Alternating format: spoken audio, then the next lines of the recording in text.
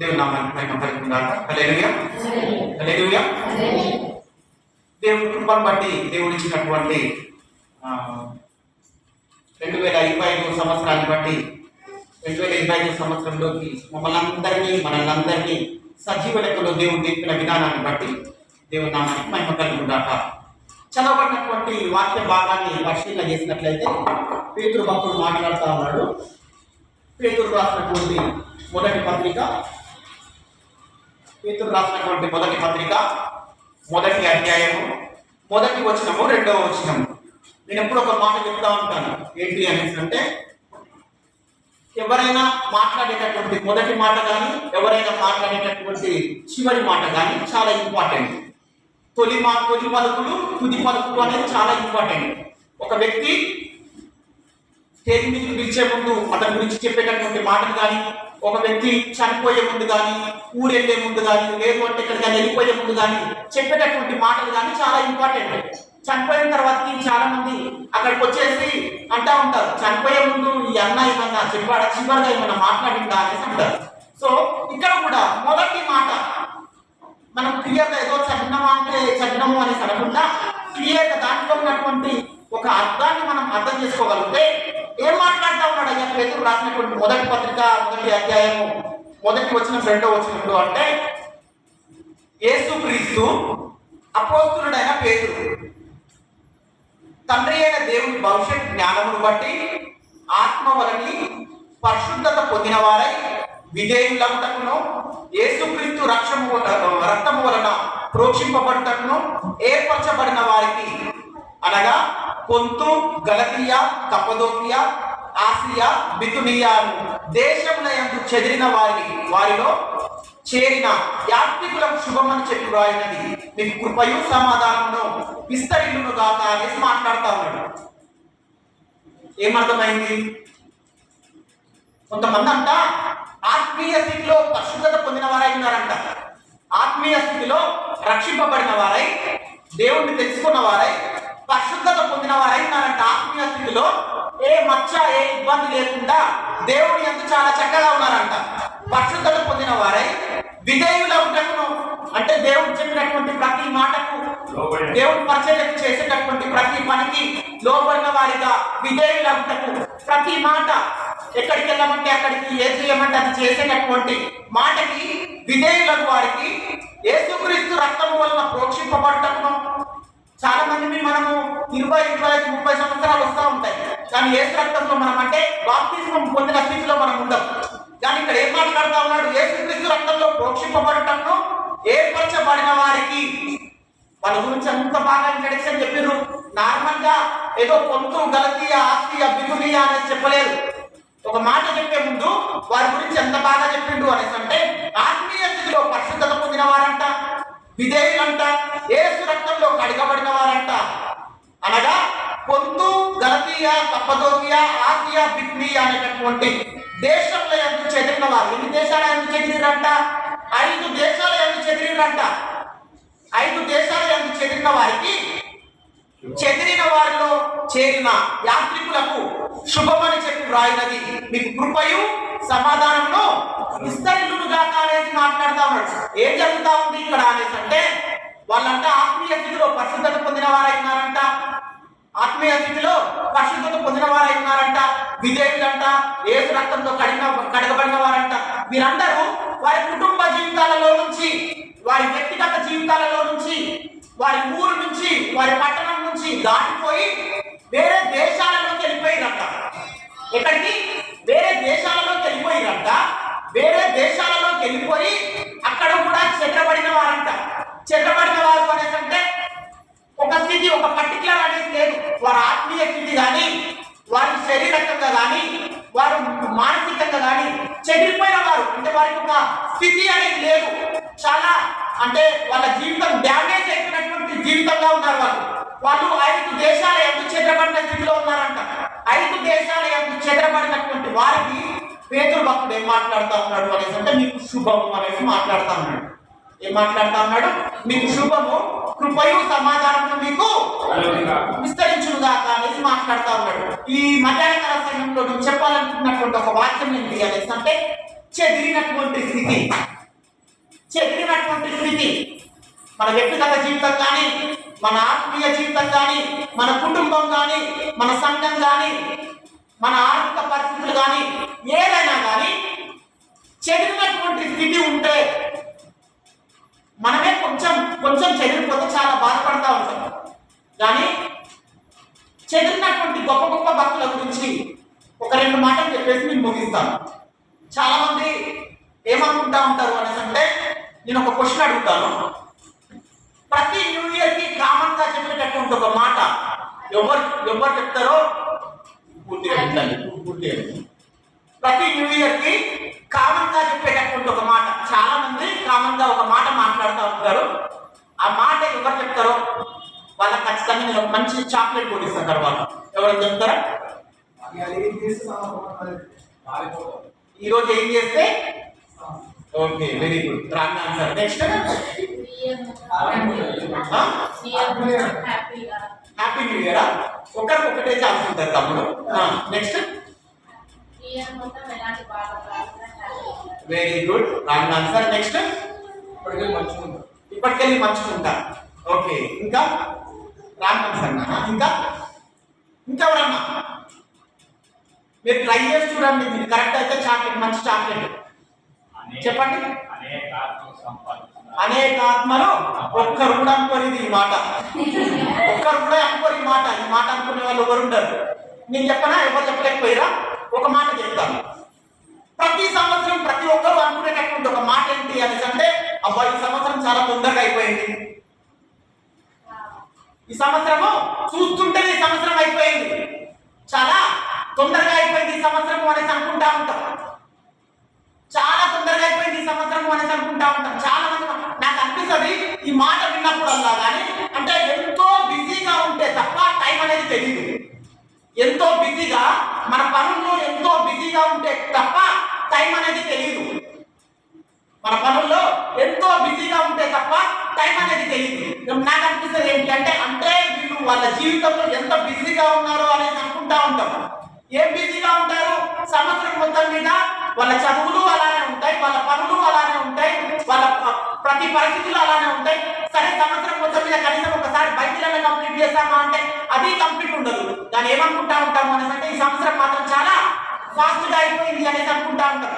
పేతురు రాసినటువంటి పత్రికలో ఆయన మాట్లాడుతూ ఉన్నాడు. మొదటి పత్రిక 1 అధ్యాయం 2 వచనాల్లో, ఆత్మీయ స్థితిలో పరిశుద్ధత పొందిన వారంట, ఆత్మీయ స్థితిలో పరిశుద్ధత పొందిన వారంట, విధేయులంట, యేసుక్రీస్తు రక్తంలో ప్రోక్షీకరింపబడిన వారంట. వాళ్ళు ఎక్కడెక్కడ చెదిరిపోయినంటే 5 దేశాల్లో చెదిరిపోయారు అనేసి మాట్లాడుతూ ఉన్నాడు. పొంతు, గలతీయ, బితుయ, ఆసియా, కప్పదోకియా అనేటటువంటి 5 దేశాల్లో తప్పిపోయిన వాళ్ళంట. వాళ్ళ జీవితాలు మొత్తం కూడా తప్పిపోయినటువంటి స్థితిలో ఉన్నారంట. వాళ్ళకి పేతురు ఏం మాట్లాడుతూ ఉన్నాడు అనేసి అంటే, శుభము అనేసి మాట్లాడుతూ ఉన్నాడు. వాళ్ళతోటి పేతురు భక్తుడు ఏం మాట్లాడుతూ ఉన్నాడు అనేసి అంటే, శుభము అనేసి మాట్లాడుతూ ఉన్నాడు. చెదిరిపోయినటువంటి స్థితిలో ఉన్నా కానీ వాళ్ళ స్థితిలో ఏంటి అంటే, ఆత్మీయ స్థితి మాత్రం చెదిరిపోలేదంట. వారి జీవితాలు చెదిరిపోయాయంట కానీ వారి ఆత్మీయ స్థితి మాత్రం చెదిరిపోలేదంట. వారి జీవితాలు చెదిరిపోయాయి కానీ వారి భక్తి మాత్రం చెదిరిపోలేదంట. వారి భక్తులు మాత్రం చెదిరిపోయాయి కానీ వారికి ఉన్నటువంటి విశ్వాసం చెదిరిపోలేదంట.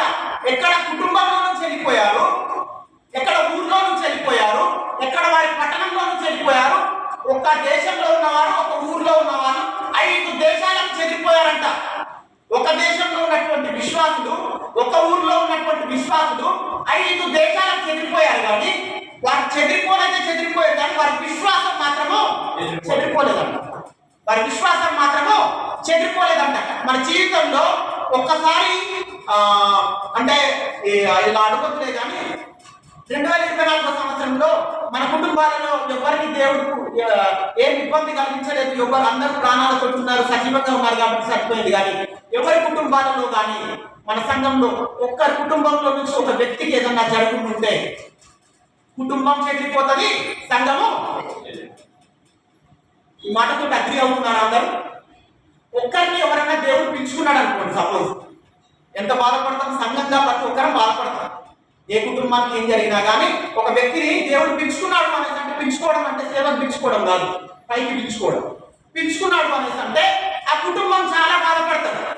సంఘం కొన్ని రోజులు బాధపడతారేమో కానీ కుటుంబం చాలా బాధపడతారు. ఇక్కడ ఏంటి, వాళ్ళ జీవితాలను వదిలిపెట్టి వాళ్ళు 5 దేశాల్లో చెదిరిపోయారంట. 5 దేశాల్లో చెదిరిపోయారంట. ఈ రోజుల్లో అంటే ప్రయాణానికి చాలా వెహికల్స్ ఉన్నాయి కాబట్టి సరిపోయింది, కానీ ప్రయాణానికి వీలే కానటువంటి సమయంలో ఊర్లు వదిలిపెట్టి దేశాలు వదిలిపెట్టి వేరే దేశాలకు వెళ్ళిపోయారు. దేనికోసం? దేవుని పరిచర్య కోసం. నేను ఒక చిన్న మాట చెప్తాను. యేసుక్రీస్తు కొత్త నిబంధనలో మొదటగా సువార్త పుట్టిన తర్వాత కొత్త నిబంధనలో మొదటగా సువార్తను బలంగా ప్రారంభించినటువంటి వ్యక్తి ఎవరు? కరెక్ట్ చెప్పాలి, గట్టిగా చెప్పాలి. మీరు ఫస్ట్ చెప్పిందే కరెక్ట్. మీరు కన్ఫ్యూజ్ అయ్యి మన తర్వాత తప్పు చెప్పింది. బాప్తిజం ఇచ్చి యోహాను, ఫస్ట్ యోహాను అన్నారు, మళ్ళీ లూకా అంటున్నారు. బాప్తిజం ఇచ్చి యోహాను మొదటగా దేవుని పరిచర్య బలంగా స్టార్ట్ చేశాడు. చిన్న మాట చెప్తాను నాన్న. బాప్తిజం ఇచ్చి యోహాను ఏం చేశారు? బాప్తిజం ఇచ్చి యోహాను తల ఏమైంది? తల తీసేశాడు. బహుశా అనుకోవచ్చు సంఘాలు కానీ, ఎందుకంటే అరణ్యంలో ఈయన సేవ చేస్తా ఉంటే ఈయన మాటలు వినడానికి, ఈయన చేత బాప్తిజం తీసుకోవడానికి కోకొల్లలుగా వెళ్ళిపోయేవారంట. బాప్తిజం ఇచ్చి యోహాను తల తీసేసిన టైంలో అయ్యా ఇంకా సువార్త పని అయిపోయింది, ఇంకా బాప్తిజం పని కూడా అయిపోయింది, ఇంకా ఇంతగా సువార్త ప్రకటించే వాళ్ళు ఇంకొకరు ఉండకపోవచ్చు, దేవుని సువార్త ఆగిపోతుందేమో అనేసి అనుకోని చెదిరిపోయిన వారు ఆ సంఘంలో ఎంతమంది ఉన్నారు? బాప్తిజం ఇచ్చి యోహాను తల తీసేసిన తర్వాత చెదిరిపోయిన వారు ఎంతమంది ఉన్నారు? బాప్తిజం ఇచ్చి యోహాను తల తీసేసిన తర్వాత ఎవరు వచ్చారు? యేసుక్రీస్తు ప్రభువు వచ్చాడు. యేసుక్రీస్తు ప్రభువు ఎన్నో అద్భుతాలు చేసిండు, ఎన్నో ఆశ్చర్య కార్యాలు చేసిండు, ఎన్నో సూచక క్రియలు చేసిండు, ఎన్నో ఉపమానాలకి అద్భుతమైనటువంటి కొండ మీద ప్రసంగం లాంటి ప్రసంగాలు కూడా చేశాడు. మంచి ఆత్మీయమైనటువంటి భోజనం అందరికి అందించాడు. యేసుక్రీస్తు ప్రభువుని సిలువలో కొట్టేసి చంపుతా ఉంటే, కొరడాలతో కొడతా ఉంటే, బల్లెంతో పొడుస్తా ఉంటే శిష్యులు ఏం చేశారు? Very good, exactly. శిష్యులు ఏం చేశారు? చెదిరిపోయారు. అయ్యా నువ్వు ఆయనతో పాటున్నటువంటి శిష్యుడవు కదా అనేసి పేతురు భక్తుడు అంటా ఉంటే, పేతురు భక్తుడు అంటా ఉన్నాడు, అయ్యా నేను ఆయన చూడటమే ఫస్ట్ టైం, నాకు తెలియదు, నేను ఎప్పుడు అసలు యేసువరో నాకు తెలియదు. ఎన్ని సంవత్సరాల నుంచి 3.5 సంవత్సరాల నుంచి సహవాసం చేసినటువంటి తన శిష్యులు ఏమంటా ఉన్నారు అనేసి అంటే చెదిరిపోయినటువంటి స్థితిలో ఉన్నారు. కానీ బాప్తిస్మం ఇచ్చి యోహాను చంపిన తర్వాత, చెదిరిపోయిన తర్వాత యేసుక్రీస్తు ప్రభువు వస్తే, యేసుక్రీస్తు ప్రభువును చంపేసిన తర్వాత మరలా ఎవరొచ్చారు? ఆ చెదిరిపోయినటువంటి 12 మంది శిష్యులే మరలా వచ్చారు.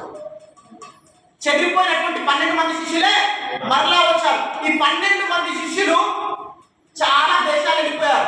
12 మంది శిష్యులలో 12 మందిని చంపేశారు. 12 మంది శిష్యులు చెదిరిపోయారు. 12 మంది శిష్యుల్లో 12 మంది శిష్యులను కూడా చంపేశారు. 12 మంది శిష్యులు చంపేసిన తర్వాత మరలా సువార్త ఆగాలి కదా. బాప్తిస్మం ఇచ్చి యోహాను చంపిన తర్వాత ఆగలేదు. యేసుక్రీస్తు ప్రభువుని సిలువలో చంపిన తర్వాత ఆగలేదు. 12 మంది శిష్యులను చంపిన తర్వాత సువార్త ఆగలేదు. 12 మంది శిష్యులను చంపిన తర్వాత సువార్త ఏమైంది అనేసి అంటే, ఆ 12 మంది దగ్గర నుంచి పక్కన పెడితే ప్రపంచం మొత్తం నుంచి సువార్త స్టార్ట్ అయింది. 2000 సంవత్సరాల నుంచి ఈ సువార్తను కూడా ఆపలేకపోతా ఉన్నారు. ఏంటి? చెదిరిపోయిన స్థితిలో కూడా వారి బ్రతుకులు చెదిరిపోయినా, వారి జీవితాలు చెదిరిపోయినా, వారి కుటుంబాలు చెదిరిపోయినా కానీ ఆత్మీయ స్థితిలో చెదరలేటువంటి స్థితిలో ఉన్నారు వాళ్ళు. దేవుని నామానికి మహిమ కలుగుగా. ఆత్మీయ స్థితిలో వాళ్ళు చెదరలేటువంటి స్థితిలో ఉన్నారు. భక్తుడైనటువంటి యోహాన్ గారు యోహాను సువార్త 10వ అధ్యాయము 12వ వచనంలో ఒక మాట మాట్లాడుతూ ఉంటాడు. యోహాను సువార్త 10వ అధ్యాయము 12వ వచనంలో, జీతగాడు గొర్రెల కాపరి కనుక గొర్రెల మీదకి తోడేలు వచ్చినప్పుడు ఆయన గొర్రెలను విడిచిపెట్టి పారిపోవును. తోడేలు ఆ గొర్రెలను బట్టి ఏం చేస్తాయంట? చెదరగొడతా ఉంటాయంట. జీతగాడంట గొర్రెలకు కాపరిగా ఉంటే తోడేలు ఏం చేస్తాడంట? తోడేలు వస్తే ఫస్ట్ పారిపోతాడంట, గొర్రెలను విడిచి పారిపోతాడంట, గొర్రెలను విడిచి పారిపోతాడంట. గొర్రెలను విడిచి పారిపోయినప్పుడు తోడేలు ఏం చేస్తుందంట, గొర్రెలను చంపేసి చెదరగొట్టేస్తుందంట. అంటే ఒక గుంపుగా ఉన్నది విచ్చలవిడిగా వెళ్ళిపోతాయంట, చెల్లా చెదురుగా పడిపోతాయంట.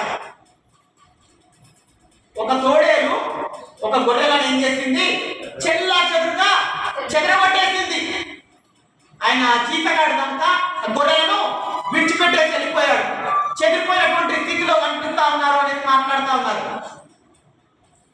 కాపరి లేని గొర్రెనైతే కాటికి నే చేరువైతి, కావలి లేని తోటనైతి కారణవిగా నే మారితి, కాపరి లేని గొర్రెనైతి కాటికి నే చేరువైతి, కావలి లేని తోటనైతి కారణవిగా నే మారితి, గూడు చెదరిన గూబనైతి గుండె పగిలిన ఏకాకినైతి, గూడు చేర్చుమో యేసయ్యా గుండె దిగులుగా ఉందయా, నా గుండె దిగులుగా ఉందయా, గూడు చేర్చుమో యేసయ్యా. బ్రతకాలని ఉన్నా బ్రతకలేకున్నా, నిలవాలని ఉన్నా నిలవలేకున్నా. కాపరి లేనటువంటి గొర్రెలంట ఏమైతాయంట, కాటికి చేరువైతాయంట. భక్తుడు ఎంత బాగా పాట రాస్తా ఉన్నాడన్న. కాపరి లేనటువంటి గొర్రెలు ఏమైతాయంట అంటే కాటికి చేరువైతాయంట. కావలి లేనటువంటి తోట ఏమవుతుందంట అంటే కారణవిగా మారిపోతుందంట. ఎందుకు? తోటమాలి ఉంటే ఏం చేస్తాడు? లూకాసు వార్త 13వ అధ్యాయంలో చెప్తా ఉంటాడు, చదవాల్సిన అవసరం లేదు. దాని చుట్టూ త్రవ్వి ఎరువు వేసి, దాని చుట్టూ తొవ్వి ఎరువు వేసి దానికి వాటర్ పోసేసి, ఒకవేళ కాపు లేకపోతే తోటమాలి యజమాని వచ్చినప్పుడు చెప్తా ఉంటాడంట, అయ్యా ఈ సంవత్సరం ఫలిస్తదేమో, ఈ సంవత్సరం ఫలించే వరకు ఈ ఒక్క సంవత్సరం ఉండని అనేసి అడుగుతా ఉంటాడంట. కావలి లేనటువంటి తోటమాలి కావలి లేకపోతే ఆ తోట ఏమైపోతుందంట అంటే కారణవిగా మారిపోతుందంట. ఎందుకు? దాన్ని కట్ చేసే వాళ్ళు ఎవరు ఉండరు, దాన్ని సమకూర్చే వాళ్ళు ఎవరు ఉండరు, దానికి వాటర్ పెట్టే వాళ్ళు ఎవరు ఉండరు, దానికి ఎరువు వేసే వాళ్ళు ఎవరు ఉండరు. కాపరి లేకపోతే గొర్రెలు ఏమైపోతా ఉంటాయంట, చెదిరిపోతాయంట, కాటికి చేరువైతాయి అనేసి మాట్లాడుతూ ఉన్నాడు. ఎంత అద్భుతంగా పాట రాస్తా ఉన్నాడు. 2024 సంవత్సరంలో కూడా మన జీవితంలో ఎన్నిసార్లు చెదిరిపోయేటటువంటి స్థితిలో వచ్చామో, ఎన్నిసార్లు మన కుటుంబానికి, మన సంఘానికి, మన బ్రతుకుకి, మన ఆత్మీయ స్థితికి ఎన్నిసార్లు మరణంని అంతీ వరకు వచ్చేసి వెంట తిరిగిపోయినటువంటి స్థితులు ఎన్నున్నాయో. మరణము నీ అంగీ వరకు, నీ డ్రగ్స్ వరకు అలా వచ్చి టచ్ చేసే పోయే ముందు ఇంకొక సంవత్సరం ఉంచుదామనుకుంటున్నానయ్యా అనేసి దేవుడితోటి మాట్లాడినప్పుడు ఆ ఒక్క సంవత్సరం ఇంకొక సంవత్సరం ఇస్తాము అనేసి అనుకొని వెళ్ళిపోయినటువంటి సందర్భాలు నీకు నాకు మన జీవితంలో 2024 సంవత్సరం వరకు ఎన్నో ఉండొచ్చు. 2024 సంవత్సరం వరకు ఎన్నో ఉండొచ్చు.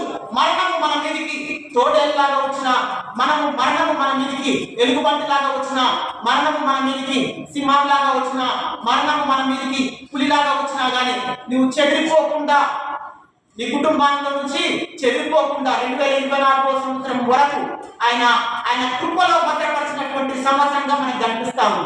మనకి ఏమనిపిస్తూ ఉంటుంది అనేసి అంటే జస్ట్ ఒక క్యాలెండర్ మారింది, డేట్ మారింది, టైం మారింది అనేసి అనుకుంటా ఉంటాం. ఆ టైం ఇచ్చింది ఏంటి? దేవుడు. ఆ టైం ఇచ్చింది ఏంటి?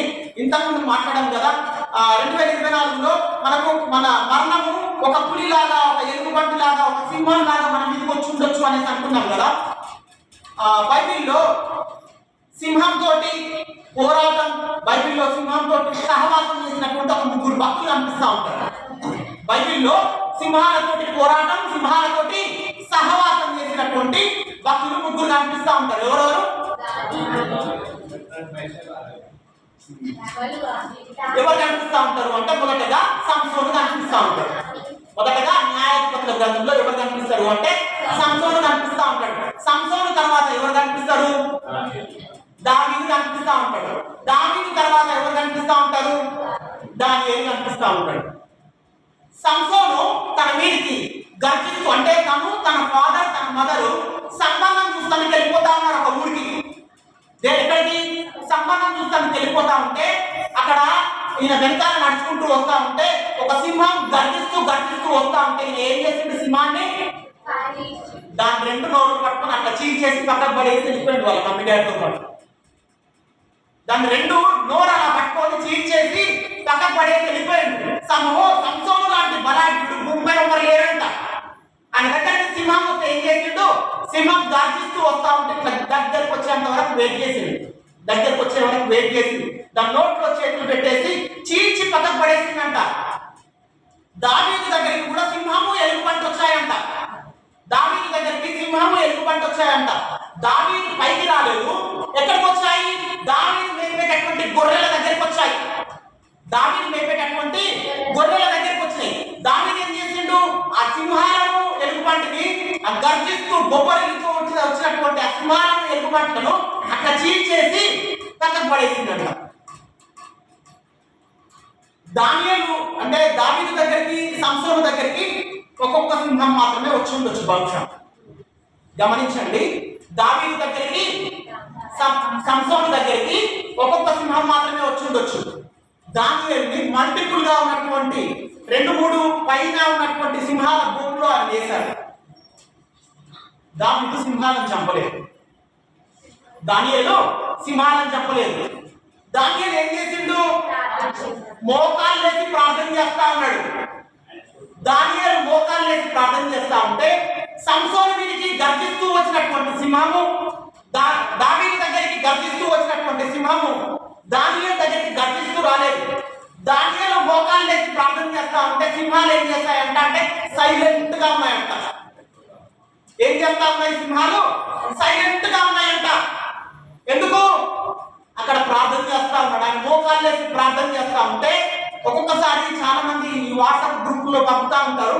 సింహాలు అట్లా చుట్టూ ఉంటాయి. ఒక వ్యక్తి ఆ ఫోటోలో కనిపిస్తా ఉంటాడు, నాకు అనిపిస్తా ఉంటాయి అట్లా కూర్చొని ఆయన ప్రార్థనలు వింటా ఉన్నాయని. అట్లా కూర్చొని ఆయన ప్రార్థనలు వింటా ఉన్నాయని. ఎందుకు? దావీదు సింహాన్ని చంపేశాడు. సంసోను సింహాన్ని చీల్చి చింటాడు, చంపేశాడు. దానియేలు మాత్రం ఏం చేస్తాడు? ప్రార్థించాడు. దానియేలు మాత్రము ప్రార్థించాడు. మన జీవితంలో చెప్పడానికి వచ్చినటువంటి, చెదరగొట్టడానికి వచ్చినటువంటి స్థితులు, మన ఆత్మీయ స్థితిలో, మన వ్యక్తిగత జీవితంలో, మన కుటుంబాలలో, సంఘాలలో ఎన్నో వచ్చి ఉండొచ్చు. కానీ దానియేలు లాంటి ప్రార్థన అనేది ఖచ్చితంగా అవసరం. దానియేలు జీవితానికి ఒకసారి, దానియేలు జీవితాన్ని అంటే బైబిల్లో చాలా మంది జీవితాలు చెడిపోయిన స్థితిలో కనిపిస్తా ఉన్నాయి. కానీ దానియేలు జీవితం నెక్స్ట్ లెవెల్. దానియేలు జీవితము నెక్స్ట్ లెవెల్. ఎంతయ్యా నెక్స్ట్ లెవెల్? ఏముంది దానియేలు జీవితంలో అనేసి అంటే, దానియేలు యెరూషలేము అనేటటువంటి ఒక దేశంలో ఉన్నాడు, ఒక పట్టణంలో ఉన్నాడు.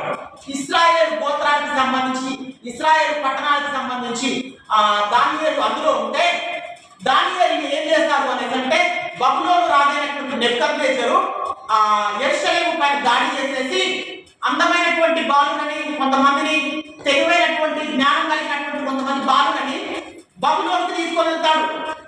ఎక్కడ తీసుకొని వెళ్తాడు? బబులోనికి తీసుకొని వెళ్తాడు. ఎక్కడి నుంచి తీసుకొని వెళ్ళిండు?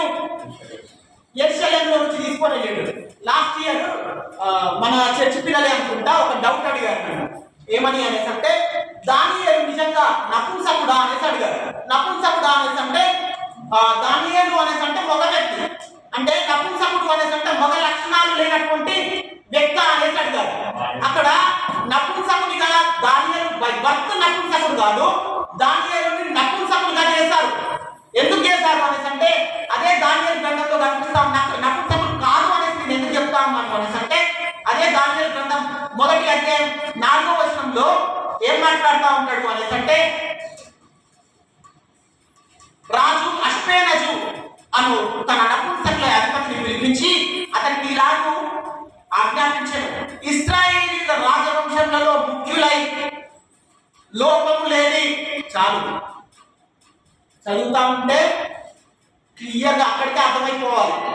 లోపము లేని ఏం మాట్లాడుతా ఉన్నాడు? లోపము లేని. ఆయన శరీరంలో కానీ, ఆయన ఆత్మీయతలో ఆయన బాలుడే ఇంకా అప్పటికి ఎవరు? దానియేలు. ఏం మాట్లాడుతా ఉన్నాడు? ఇశ్రాయేలీలలో రాజవంశంలో ముఖ్యులై లోపము లేని, ఆయన నిజంగా నపుంసకులు అయి ఉంటే అక్కడ మెన్షన్ చేసేవాళ్ళు, లోపం లేని అనేసి రాయబడలేదు. మరి ఎందుకు నపుంసకులుగా మార్చారు అనేసి అంటే నాకు అనిపిస్తా ఉంటది ఏంటి అనేసి అంటే, ఈ బాలులందరినీ తీసుకొని వెళ్ళేసి ఎక్కడ పెడతారు? రాజనగర్లలో పెడతారు. రాజనగర్లలో రాజు యొక్క వంశం ఉంటుంది, రాజు యొక్క భార్యలు ఉంటారు, రాజు యొక్క కూతుర్లు ఉంటారు, రాజు యొక్క సంతానం ఉంటుంది, రాజు యొక్క కుటుంబం మొత్తం ఉంటుంది. ఈయన నపుంసకుడుగా ఉంటే వారికందరికీ కూడా ఏ అపాయము, ఈయన నపుంసకుడుగా ఉంటే వారికందరికీ ఏ అపాయం అనేది రాదు. అందుకోసం అనేసి దీన్ని నపుంసకులుగా మార్చారు. చూడండి, తన తల్లిదండ్రులు, చిన్న పిల్లడుగా ఉన్నాడంట దానియేలు, తన తల్లిదండ్రుల దగ్గర నుంచి తనను వేరు చేస్తాడు.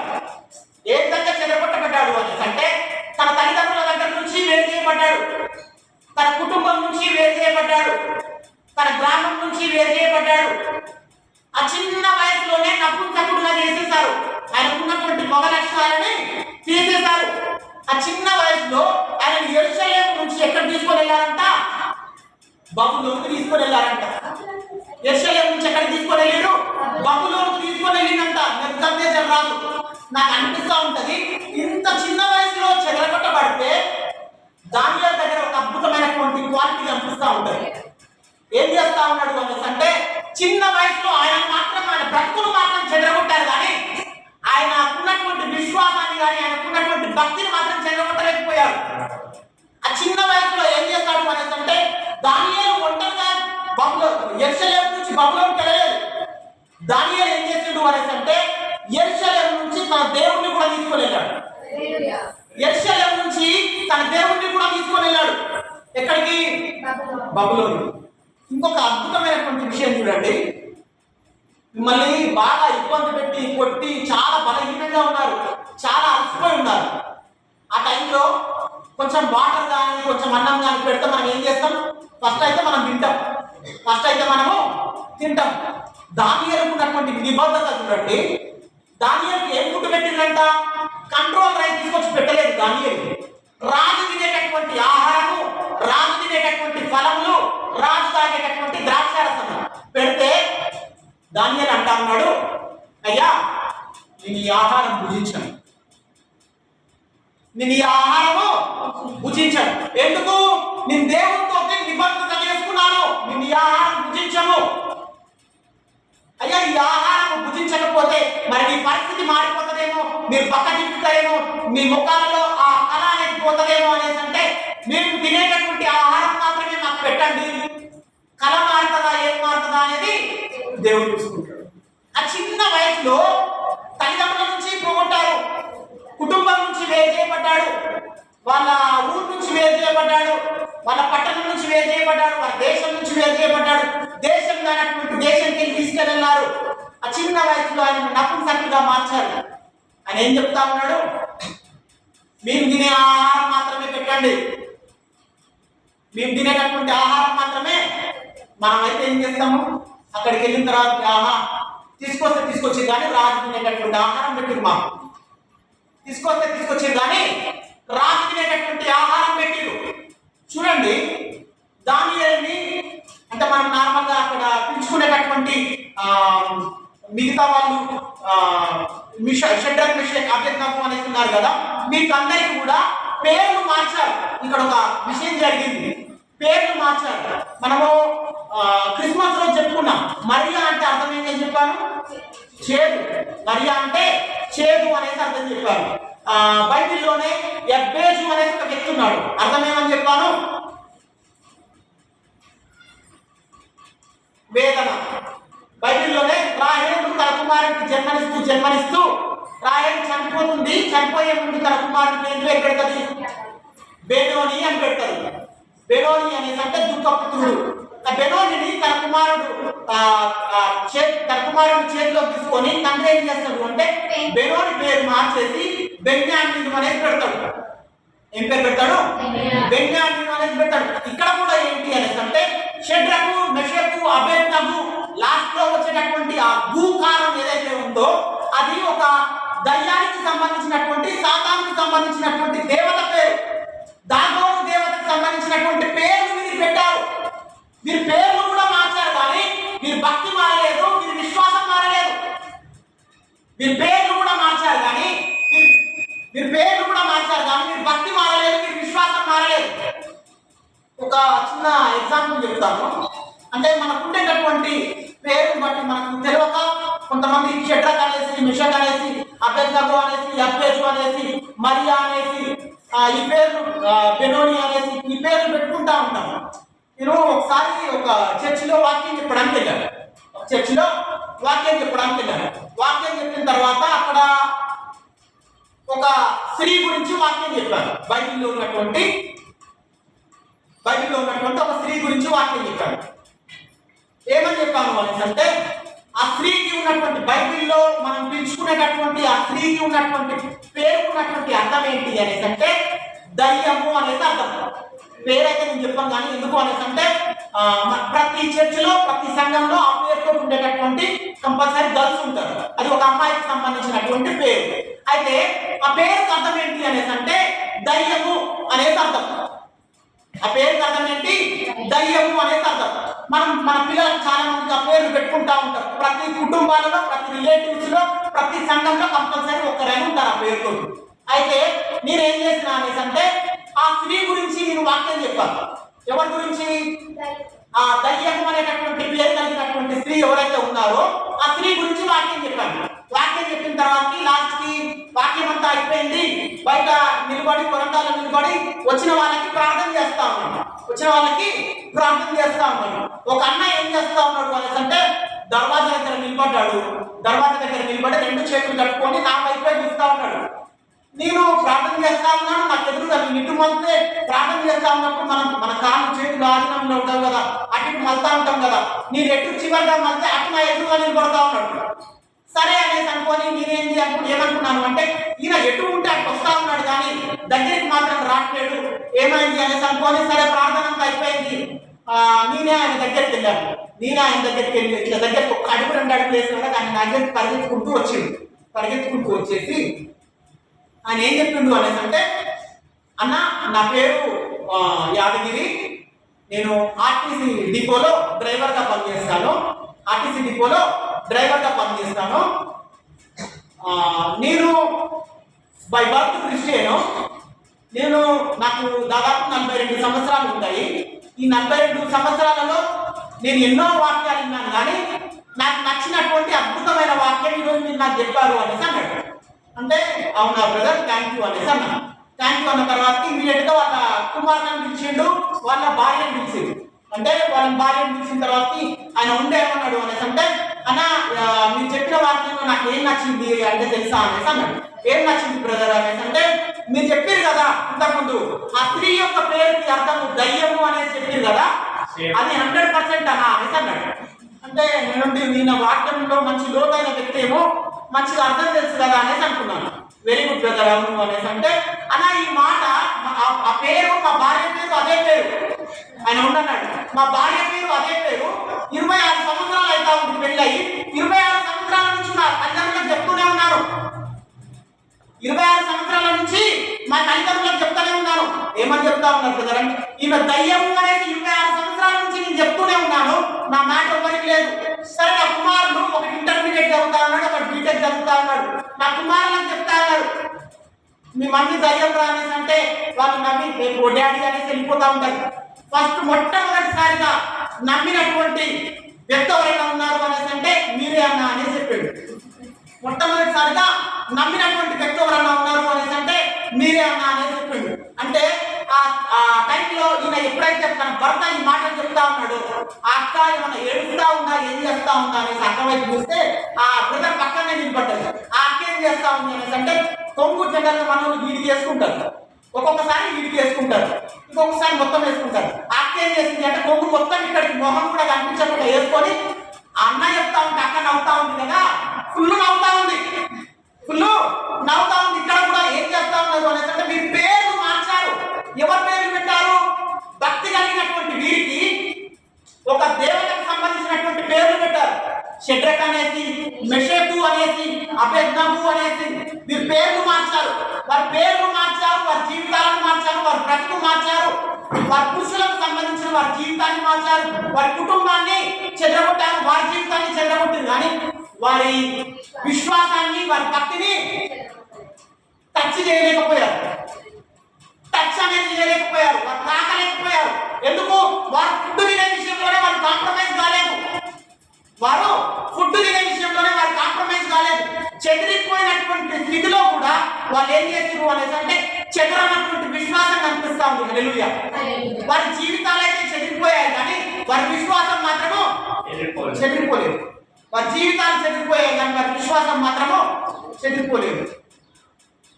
ఎంత అద్భుతమైనటువంటి స్థితిలో కనిపిస్తా ఉన్నాడు. దావీదు భక్తుడు ఒకసారి ప్రార్థన చేస్తా ఉన్నాడు. దావీదు భక్తుడు కీర్తనల గ్రంథం 17వ అధ్యాయం 3వ వచనంలో ఒక ప్రార్థన చేస్తా ఉంటాడు. ఏమని ప్రార్థన చేస్తా ఉంటాడు అంటే, రాత్రి వేళ నువ్వు నన్ను దర్శించి ఉన్నావు అనేది మాట్లాడుతూ ఉంటాడు. 17వ అధ్యాయము 3వ వచనం. రాత్రి వేళ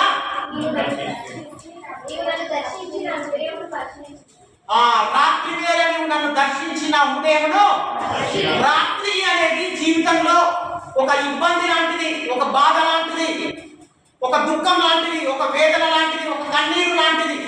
దావీదు జీవితంలో ఒక వేదన, ఒక ఇరుకు, ఒక ఇబ్బంది, ఒక కన్నీరు వచ్చినప్పుడు దావీదు ఏం మాట్లాడుతా ఉన్నాడు?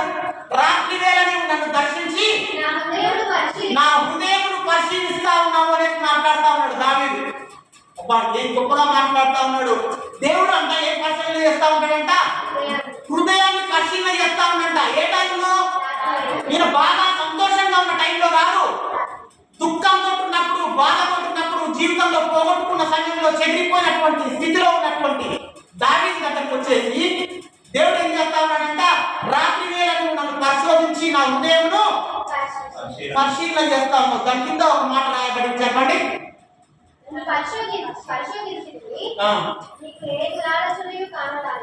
నీకు ఏ దురాలోచన?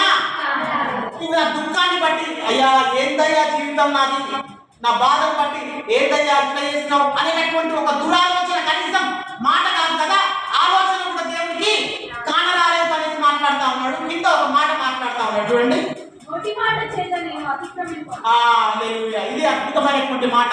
ఏం మాట్లాడుతా ఉన్నాడు? నోటి మాట చేత నేను అతిక్రమింపను. నాకు వచ్చినటువంటి బాధను బట్టి, నాకు వచ్చినటువంటి దుఃఖాన్ని బట్టి నేను నోటి మాట కూడా నా ఆలోచన కాదు కదా, నా నోటితోటి ఒక మాట కూడా నేను వ్యర్థంగా ఒక మాట మాట్లాడి ఏందయ్యా దేవా నేను ఇంతగా నమ్మితే నన్ను అరణ్యంలో తిప్పుతా ఉన్నావు, రాత్రి లాంటి జీవితం నా జీవితంలో కలగజేస్తావు అనేది కనీసం హృదయంలో కాదు కదా, తన మనస్సులో తలంపు కూడా రాలేదంట. కింద మాట్లాడుతా ఉన్నాడు, నా నోటి మాట చేత కూడా నేను అతిక్రమించను అనేసి మాట్లాడుతా ఉన్నాడు. నా నోటి మాట చేత కూడా నేను అతిక్రమించను అనేసి మాట్లాడుతా ఉన్నాడు. దావీదు భక్తుడు 63వ కీర్తన, దావీదు గ్రంథం కీర్తన గ్రంథం 63వ అధ్యాయము 1వ వచనము కంటే పైన రాయబడి ఉంటుంది. ఏమని రాయబడి ఉంటుంది అనేసి అంటే అరణ్యంలో దావీదు రచించినటువంటి కీర్తన అని రాయబడి ఉంటుంది. ఏమని రాస్తుంది? అరణ్యంలో దావీదు రచించినటువంటి కీర్తన 63వ అధ్యాయము 1వ వచనం చదవండి. దేవా నా దేవుడవు నీవే, వేకువనే నిన్ను వెతుకుదును. రాత్రి లాంటి జీవితం ఇంతకుముందు వచ్చింది, రాత్రి అయిపోయింది, వేకువ రాగానే మళ్ళీ ఏం చేస్తా ఉన్నాడు? దేవా నా దేవుడవు నీవే, నిన్నే వెతుకుదును. రాత్రి లాంటి దుఃఖం వచ్చిందంట, రాత్రి లాంటి వేదన వచ్చిందంట, దాని ఉదయం రాగానే ఏం చేస్తా ఉన్నాడు? దేవా నిన్నే వెతుకుదును, నీ పరిశుద్ధాలయమందు మనం పైకేసేసి డబ్బులు కొట్టేసేసి అడ్వర్టైజ్మెంట్లు చేసేసి ఎన్నో చేస్తే మనం పరిశుద్ధాలయం వైపు రావడానికి ఎంతో చాలా టైం పడుతూ ఉంటుంది. ఆయన ఏం చేస్తా ఉన్నాడు? రాత్రి అంతా వేదన ఉందంట. ఎక్కడ రాస్తా ఉన్నాడు అయ్యా ఈ కీర్తన అంటే? అరణ్యంలో ఉండి రాస్తా ఉన్నాడు. అలా ఎక్కడ రాస్తా ఉన్నాడు? అరణ్యంలో ఉండి రాస్తా ఉన్నాడు. పరిశుద్ధాలయం వైపున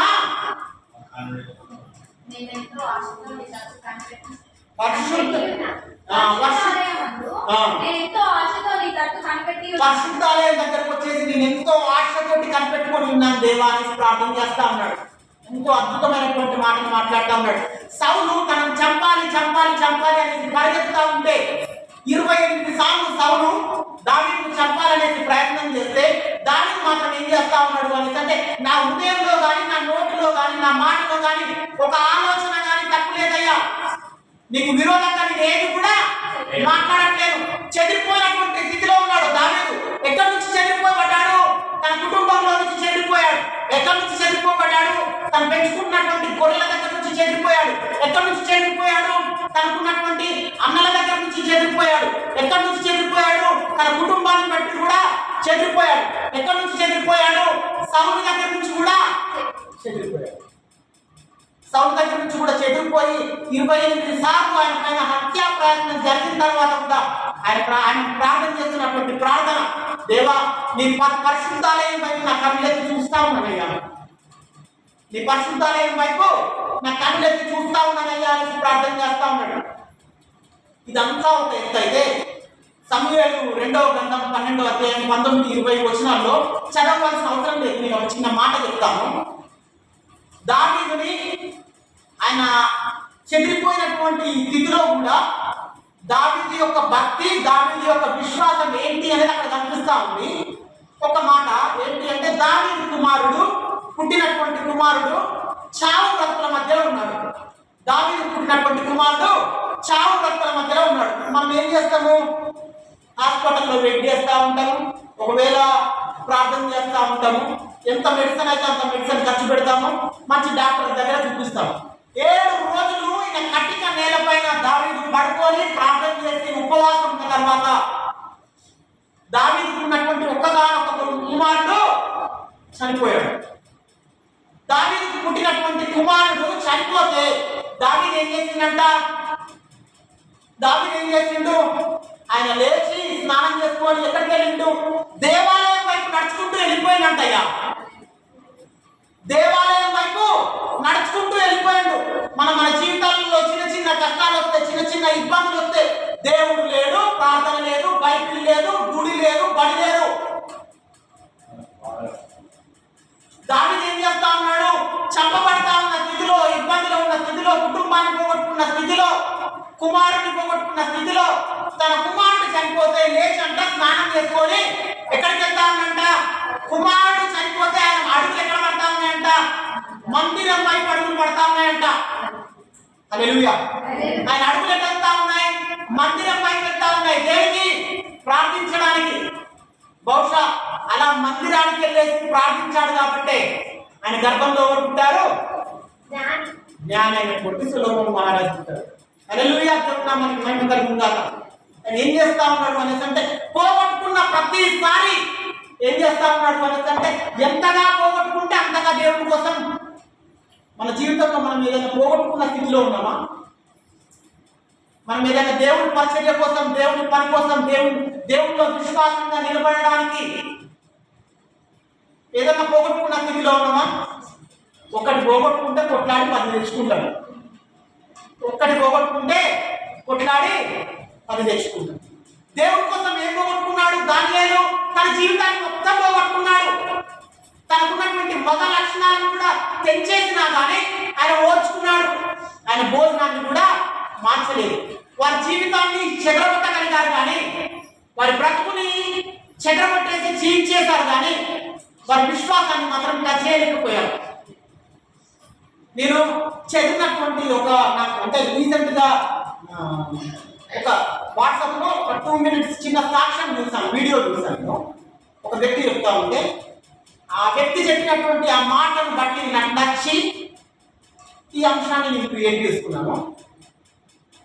చెప్పినటువంటి సాక్ష్యం ఏంటి అనేసి అంటే ఉత్తర కొరియాలోనంట ఒక ప్రాంతంలో మనుషులని నరమాంసం తినేటటువంటి వ్యక్తులు ఉంటారు.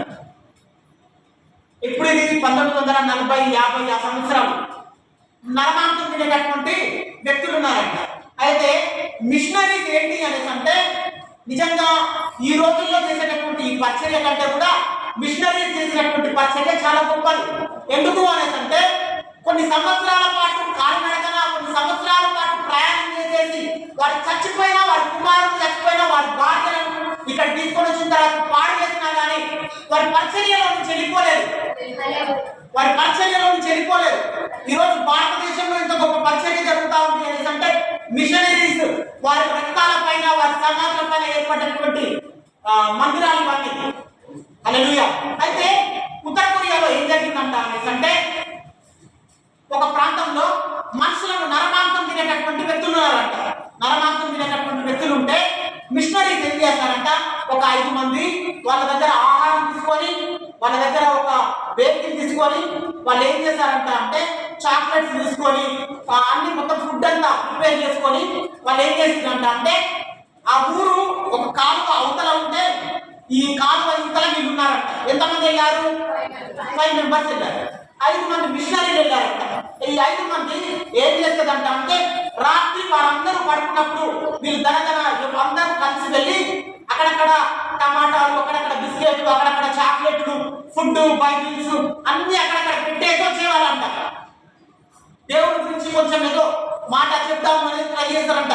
2 సంవత్సరాలు సువార్త ప్రకటించకుండా వీళ్ళు ఏం చేస్తారంట అంటే కేవలం వాటిని పోషించారంట. వేయించి వీళ్ళకు ఫుడ్ ఏం దొరకట్లేదు కాబట్టి వీళ్ళు మనుషులనే తింటా ఉన్నారేమో, వీళ్ళకి ఫుడ్ ఇద్దాము, వీళ్ళకి ఫుడ్ ఇస్తే కనీసం ఆ మనుషులను తినేటటువంటి ఆలోచన మీ దగ్గర నుంచి వెళ్ళిపోతుందేమో అనుకొని ఏం చేశారంట అంటే 2 సంవత్సరాలు వీరికి ఫుడ్ మాత్రమే ఇచ్చిరంట. 2 సంవత్సరాలు వీరికి ఫుడ్ మాత్రమే ఇచ్చిరంట. వీరు తెచ్చినటువంటి ఫుడ్ అంతా అయిపోయిందంట. తెచ్చుకున్నటువంటి ఫుడ్ అంతా అయిపోయిందంట. అదొక చిన్న గ్రామం అంట, చిన్న గ్రామం అంట.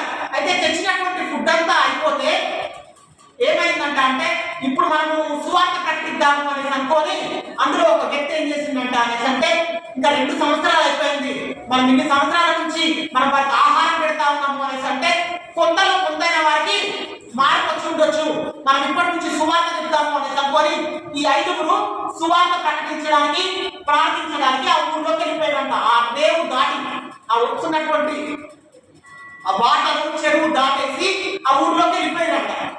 వెళ్ళిపోయిన 5 నిమిషాలలో 5గురిని చంపేసినట్ట. వెళ్ళిపోయినటువంటి 5 నిమిషాలలో 5గురిని కూడా చంపేసిందంట. 5గురిని చంపేస్తే ఇందులో చంపబడ్డటువంటి ఒక ఆయనకి ఒక కొడుకున్నాడంట. ఇందులో చంపబడ్డటువంటి ఒక ఆయనకి ఒక కొడుకున్నాడంట. అయితే ఏ విధంగా చంపేసిందంట, కొరికి చీల్చేసి మొత్తం తినేసిందంట. అయితే ఈ చంపబడ్డానికి ఒక కొడుకున్నాడంట. ఆయనకి ఎన్ని సంవత్సరాలు అంటే 7 సంవత్సరాలు. ఎన్ని సంవత్సరాలు? ఈ పాపంత వయసు ఉండొచ్చు, 7 సంవత్సరాలు. ఆయన పేరేంటి? స్టీవ్. ఆయన పేరేంటి? స్టీవ్. ఆయన ఏం చేసిందంట అంటే మా ఫాదర్ చనిపోయిండు, ఒకడే కొడుకంట, తల్లి ఆల్రెడీ చనిపోయిందంట మిషనరీగా ఎక్కడికో వెళ్ళిపోతే, ఒకడే కొడుకంట, ఆయనకు ఎవరు లేరంట. మా ఫాదర్ చనిపోయిండు అనేసి బాధపడతా ఉంటే ఈ స్టీవ్ కి మేనత్త ఉందంట. ఆమె పేరు రేచల్ అంట. ఆమె పేరు రేచల్. ఈ రేచల్ ఏం చేస్తా ఉంది, రేచల్ ఎలిజబెత్ అనేటటువంటి 2 వ్యక్తులు, 2 అమ్మాయిలు వేరే దేశంలో మిషనరీస్ గా పరిచయం చేస్తా ఉన్నారు. అయితే రేచల్ ఏం చేస్తుందంట అంటే వీళ్ళు మిషనరీస్ అంతా ఒక గుంపు ఉంటుంది కదా, అక్కడికి వెళ్ళేసి అక్కడ మా అన్నని చంపేసిర్రు, నేను అక్కడికి వెళ్తాను అనేసి అంటే జనరల్ గా మన కుటుంబానికి సంబంధించినటువంటి వ్యక్తిని ఎవరో చంపేసినట్టు మనం ఏం చేస్తాం?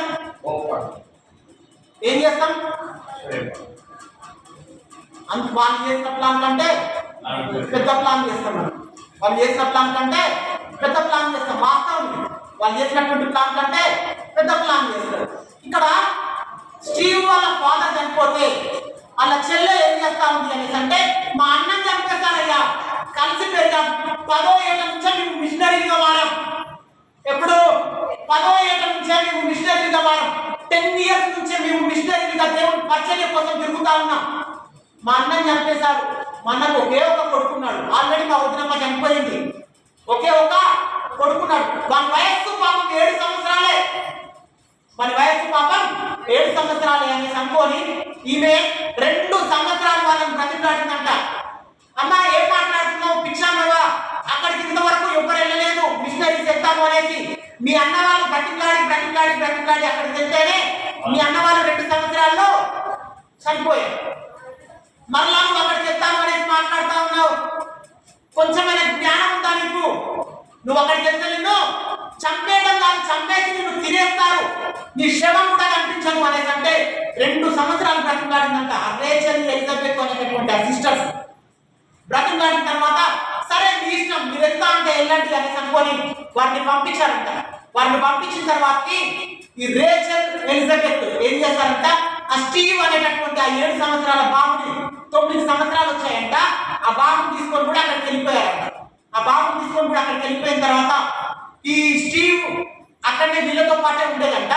వీళ్ళు ఏం చేస్తారంట అంటే ఈ రేచల్ ఎలిజబెత్ వాళ్ళు 4 సంవత్సరాలు అక్కడ లోకల్ లాంగ్వేజ్ నేర్చుకున్నారంట. వాళ్ళ దగ్గరికి వెళ్ళే కంటే ముందు 4 సంవత్సరాలు వాళ్ళ లోకల్ లాంగ్వేజ్, ఇప్పుడు మన తెలుగు భాష ఏ విధంగా ఉందో మన దగ్గరకు వచ్చి ఆ తెలుగు ఏ విధంగా నేర్చుకుంటా ఉన్నారు వేరే వాళ్ళు, వీళ్ళు అక్కడికి వెళ్ళేసి అక్కడ భాష నేర్చుకున్నారంట. ఎన్ని సంవత్సరాలు టైం పట్టింది? 4 సంవత్సరాలు టైం పట్టింది. 4 సంవత్సరాలలో ఆ భాష నేర్చుకున్న తర్వాత వీళ్ళ టార్గెట్ ఏం చేసిందంట అంటే ఊరందరినీ జనరల్ గా 5 చంపేశారు. వీళ్ళకి సంబంధించినటువంటి బ్రదర్స్ అంటే జనరల్ గా ఏం చేస్తారు, వీళ్ళందరూ పడుకున్నప్పుడు చూసేసి వాళ్ళందరినీ కూడా వీళ్ళు చంపేసేసి వచ్చేస్తారు. కానీ వీళ్ళు ఏం చేసిందంట అంటే వీళ్ళకి అందరికీ సువార్త ప్రకటిస్తే వ్యర్థం, వీరికి సంబంధించి ఎవరైతే ఊరి పెద్ద ఉన్నాడో ఆయనకు సువార్త ప్రకటిద్దాము, ఊరి పెద్ద ఎవరున్నారో ఆయనకు సువార్త ప్రకటిద్దాము అనేసి ఆ ఊరిలో ఊరి పెద్ద ఎవరున్నారంట అంటే ఆ ఊరిలో తిప్పి కొట్టి ఒక 50 మంది ఉన్నారంట. ఆ ఊరి పెద్ద పేరు ఏం పేరు అంటే మన్కాయ్ అంట. ఏం పేరు? మన్కాయ్. వీళ్ళు చాలా ప్రయత్నం చేసి వీళ్ళు ఆయన సువార్త ప్రకటించారంట. మన్కాయ్ దేవుడిని బిలీవ్ చేసిందంట. మన్కాయ్ దేవుడిని బిలీవ్ చేసిందంట. ఊరి పెద్ద దేవుడిని బిలీవ్ చేసే వరకు ఆటోమేటిక్ గా ఊరంతా కూడా దేవుడిని బిలీవ్ చేశారంట. వీళ్ళు అక్కడ 22 సంవత్సరాల పాటు దేవుడిని పరిచయం చేసి సంఘాన్ని కట్టి చేసిన తర్వాత ఎలిజబెత్ రేచల్ ఇద్దరు చనిపోయారంట. చనిపోయిన తర్వాత ఈ మన్కాయ్ ఆ ఊరి వాళ్ళు 50 మంది ఈ స్టీవ్ దగ్గరికి వచ్చారంట. స్టీవ్ వయసు సుమారు 35 సంవత్సరాలు అలా ఉందంట. స్టీవ్ దగ్గరికి వచ్చారంట. స్టీవ్ దగ్గరికి వచ్చేసి అందరూ మోకాళ్ళ పైన కూర్చొని స్టీవ్ తోటి అంటా ఉన్నారంట, అయ్యా నువ్వు మాకు పాస్టర్ ఎందుకు కావద్దు? స్టీవ్ వాళ్ళ ఫాదర్ ఒకప్పుడు వీళ్ళు ఏం చేశారు, చంపేసుకొని తిన్నారు. వాళ్ళు స్టీవ్ దగ్గరకు వచ్చేసి మోకాళ్ళ పైన కూర్చొని వాళ్ళు అంటా ఉన్నారు, అయ్యా రేచల్ ఎలిజబెత్ ఇద్దరు పాస్టర్ లాగా మా దగ్గర ఉన్నారు, ఇద్దరు చనిపోయారు, మాకు పాస్టర్ ఎవరు లేరు, నువ్వు మాకు పాస్టర్ ఎందుకు కావద్దు అనేసి 50 మంది ఊరు వాళ్ళందరూ మోకాళ్ళ పైన కూర్చొని స్టీవ్ దగ్గర ఉంటే స్టీవ్ ఏం చేసిందంట అంటే 4 సంవత్సరాలు పాస్టర్ ట్రైనింగ్ చేసేసి వచ్చి మరలా వీటికి పాస్టర్ గా ఉన్నాడంట. స్టీవ్ కి సుమారు 60 సంవత్సరాల వయసు వచ్చిన తర్వాత స్టీవ్ ఏం చేసిందంట అంటే వీళ్ళు ఆధ్యాత్మికంగా కొంచెం బలపడ్డ తర్వాత స్టీవ్ ఆయన సొంత దేశానికి ఆయన వెళ్ళిపోయిన తర్వాత దాదాపు మరలా 20-25 సంవత్సరాల తర్వాత స్టీవ్ కి ఒక ఉత్తరం రాశారంట. ఏమని అంటే, అయ్యా నువ్వు స్థాపించినటువంటి సంఘము చాలా బలమైన సంఘంగా ఉంది, సుమారు 25 సంవత్సరాలు దాటిపోయి మీరు వెళ్ళిపోయి మీరు ఎంతైనా మా పాస్టర్ కాబట్టి మీరు ఒక్కసారి దయచేసి మా దగ్గరకు వస్తారా అనేసి అంటే స్టీవ్ ఏం చేసిందంట అంటే స్టీవ్ కి అప్పుడు 86 సంవత్సరాలు అంట. స్టీవ్ కి అప్పటికి 86 సంవత్సరాలు అంట. స్టీవ్ ఏం చేసిందంట అంటే ఆయన కుటుంబానికి సంబంధించినటువంటి మిగతా వాళ్ళందరినీ సమకూర్చుకొని మీరు ఒక 35 మంది ఆ గ్రామానికి వెళ్ళిపోయారంట. ఆ గ్రామానికి వెళ్ళిపోతే ఈ మన్కాయ్ కానీ మిగతా వాళ్ళు కానీ ఆరాధన వాళ్ళే జరిపిస్తా ఉన్నారంట. మనము ప్రభుత్వాల్లో జరిపిస్తా ఉంటాం కదా, ప్రభురాత్రి భోజనం బల్లారాధన జరిపిస్తా ఉంటాం కదా. అయితే రొట్టె విడిచేటప్పుడు ఇది దేవుడైనటువంటి యేసుక్రీస్తు ప్రభు యొక్క శరీరము, దీన్ని అందరం తీసుకోవాలి అనేసి రొట్టె పైకెత్తేసి దాన్ని విరుస్తారు కదా. రొట్టె పైకెత్తేసి విడిచిన తర్వాత ఆ మన్కాయ్ కుటుంబం అంట, ఆ ఊరి వాళ్ళంట ఏం చేసిందంట అనేసి అంటే వెళ్ళి స్టీవ్ వీల్ చైర్ లో కూర్చున్నాడంట.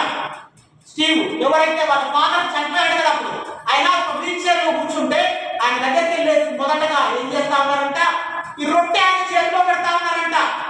ఇది యొక్క ప్రభు యొక్క శరీరం అయ్యా అనేసి రొట్టె ఆయన చేతిలో పెడతా ఉంటే స్టీవ్ ఆ రొట్టెని పట్టుకుంటూ అనుకుంటా ఉన్నాడంట, ఈ చేతులు ఒకప్పుడు మా ఫాదర్ని చంపేశాయి, ఈ చేతులు ఒకప్పుడు మా ఫాదర్ని చంపేశాయి, మా డాడీని చంపేశాయి అనేసి అనుకొని ఆ రొట్టె ఇస్తున్నటువంటి మంకాయని ఈ స్టీవ్ అంటా ఉన్నాడంట. రొట్టె తీసుకుంటున్నటువంటి టైంలో స్టీవ్ అంటా ఉన్నాడంట, వాళ్ళ డాడీ చంపేశారు కదా ఒకప్పుడు, అయినా కానీ రొట్టె తీసుకుంటా అంటా ఉన్నాడంట, మంకాయని చూస్తూ వాళ్ళని చూస్తూ, మిమ్మల్ని ఇప్పటి నుంచి నేను పప్ప అని పిలవచ్చా? మిమ్మల్ని ఇప్పటి నుంచి నేను పప్ప అని ఎవరిని